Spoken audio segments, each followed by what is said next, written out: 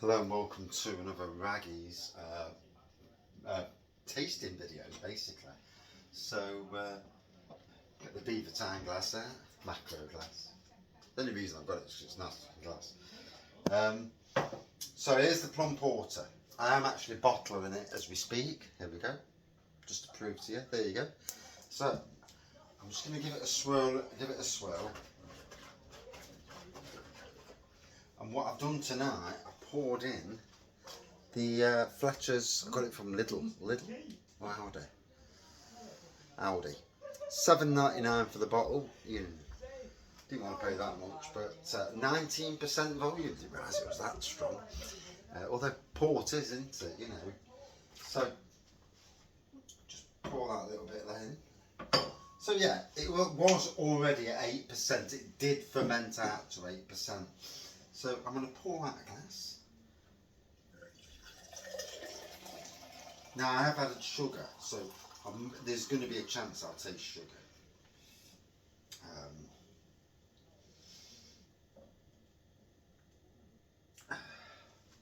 So as we can see, so it is a black pour. The head's going to dissipate really quickly because obviously it's not secondary fermented, it's first initial fermentation.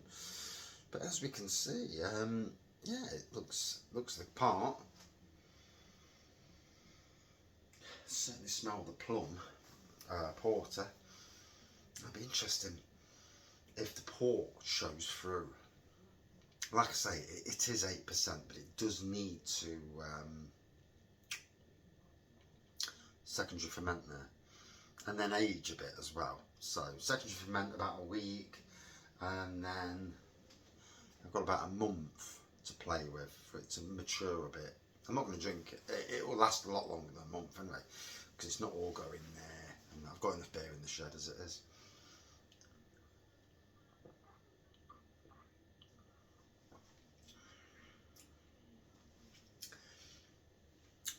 It's interesting.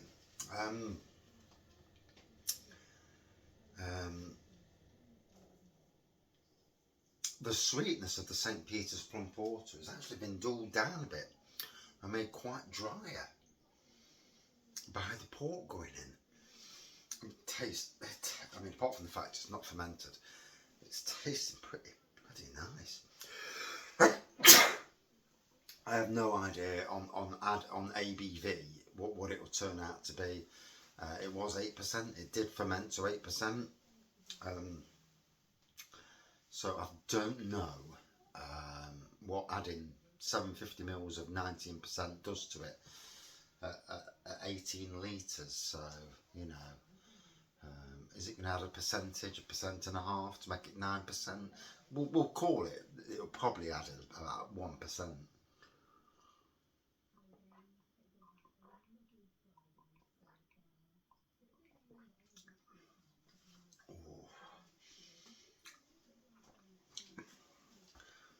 By Jove, that is nice, and in a funny way, it's the Plum Porter is lovely. St Peters Plum Porter is lovely, but it is a tad. I mean, but then again, port is a sweet wine as well. Yeah, Vino di Porto, fine ruby, full-bodied with a youthful freshness, deep lively ruby colour and intensely aromatic. On the palate, packed with ripened fruit flavours and a long red lingering finish. Long and lingering finish. But yeah,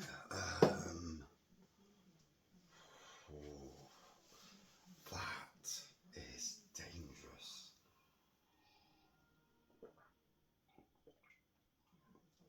It's the measure of a beer, for me, homebrewing. If it tastes good without the secondary fermentation and without the aging process, then we're already on to a very interesting beer. I've still got a bottle off. I've got my bottles here ready. Reuse bottles, sterilise them and rinse them. Don't think I'll need all them bottles anyway. But yeah, like I say, I've got my bottles here. These will go solid over the next few days, and then they'll go and sit in the shed and chill in the shed for a month.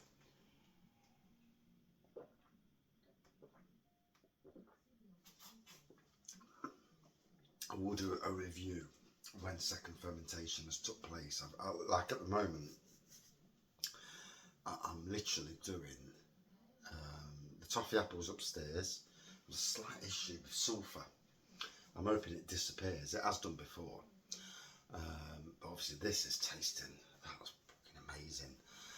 I've got a barley wine, I've got a rosé wine, I've just done the evil doggy. Woof. So brewing, doing some immense brewing at the moment. I'm really enjoying being back at brewing. I want loads of beer in the shed, and to be honest, I want to get some red wine kits and barrel age some red wine.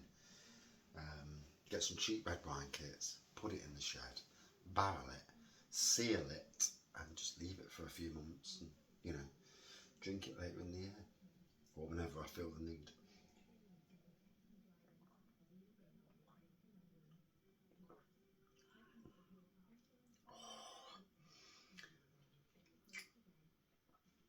That's tasting nice already. That is immense. I can really feel it as well, here and up here. I've got a cold, so I feel lousy today, and yeah, it is what it is.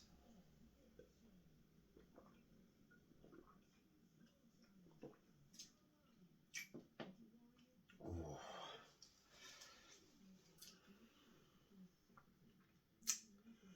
Wow.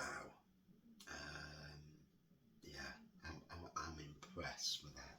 Really impressed. So, like I say, it was the St Peters kit, which I think is a 20 litre kit, £35, 20 litres. Dropped it down to 18, stuck a bag, or was it 2 bags of sugar in? I think it was only 1 bag of sugar. And it bumped up to 8%. Obviously by dropping the ABV, dropping the quantity down, and putting a bag of sugar. And then obviously with the port as well, I would assume it's around about 9%. I love experimenting with these beers, and it won't be the last. This is the year. Lots of experiments with barley wines and impy stouts, and that's my plan anyway. Not even impy stouts, normal stouts, but chucking in some decent stuff to make them taste, you know, just go for it. And you know, like this, when they say port infused, well, there ain't no infusion, it's just gone in. Boof. I suppose that's what they do as well, to be fair, Titanic. I would have thought they'd put so much port in to, you know, and then leave it for so long in a barrel or something just to age it. Because obviously then the port will come through even more, and it's coming through now, but it is lovely. I'm not joking, that is an absolutely stunning beer.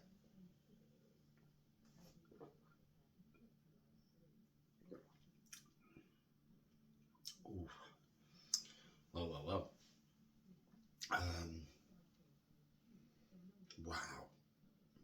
Wow. This is first going away in March, so on holiday. So it's holiday beers. I'm going to take probably about 6 litres. Don't go too crazy, but yeah, and see how much gets drunk.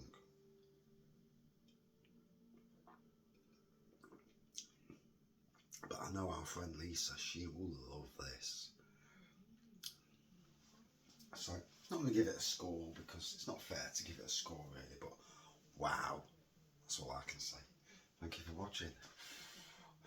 I need to sleep now.